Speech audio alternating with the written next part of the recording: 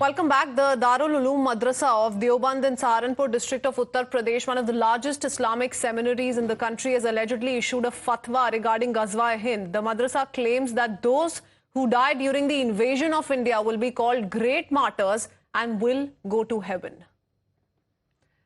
And given the shocking remark that's come in from the madrasa, the National Commission for Protection of Child Rights has taken suo motu cognizance of the matter. NCPCR has asked authorities to file an FIR against Darul Uloom, claiming that such kind of fatwa is exposing children to hatred against one's own country and causing them unnecessary mental as well as physical suffering.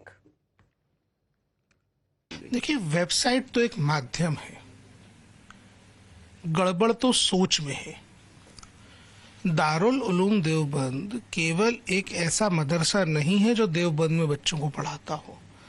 Darul Uloom Deoband एक ऐसा institution है जो पूरे south Asia में Islamic education के लिहाज से सर्वोच्च संस्था बनी हुई है। यहाँ तक कि तालिबानी भी दारुल उलूम देवबंद के प्रिंसिपल्स पे ही काम करते हैं।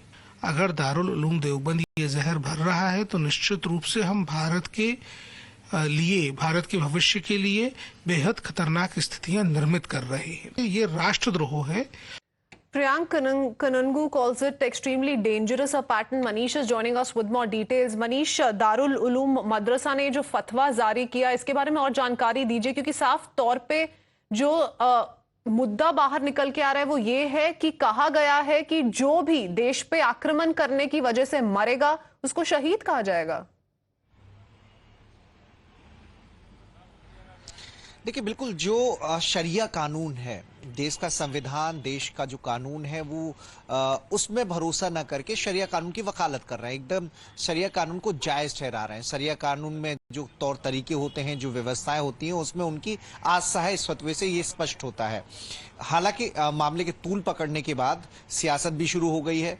आरोप लग रहे हैं, लेकिन समाजवादी पार्टी उसे डिफेंड कर रही है। शिकायत चूंकि बाल संरक्षण आयोग ने भेजी है, तो ऐसे में जिला प्रशासन भी एक्टिव हुआ है। जिलाधिकारी ने मौके पर एसडीएम और सीओ को भेजा गया है, जो इस पूरे मामले की जांच करेंगे, इन्वेस्टिगेट करेंगे। लगातार हम देखते आ रहे हैं कि कई ऐसे संगठन हैं जो गजवाए-हिंद की वकालत करते हैं, जिनका मुख्य काम है देश को अशांत करना और देश में शरिया कानून लागू करना।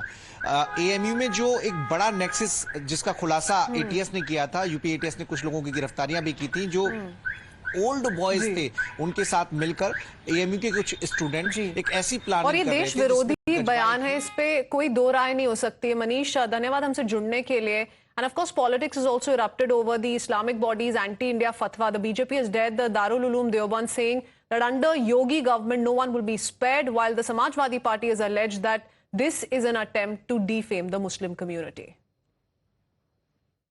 दारुल उलूम ने अपने वेबसाइट पर, ऑफिशियल वेबसाइट है, उस पर गजवाए हिंद को महिमामंडित किया है। देखिए, देश कानून और संविधान के अनुसार चलेगा। ये जो गजवाए हिंद की परिकल्पना है, तो इसको किस विषय से पूरा करेंगे, और निश्चित रूप से कानून के दायरे आने पर योगी आदित्यनाथ की सरकार में कोई बचेगा नहीं, चाहे वो कोई भी व्यक्ति हो, कोई भी संगठन हो, उसको कानून के शिकंजे में आना ही पड़ेगा। देखिए, भारत के मुसलमानों को, भारत के जो शहरी हैं, ये उनको बदनाम करने का, उनके देश प्रेम पे प्रश्न चिन्ह लगाने का एनसीपीसीआर का राइट है, कदम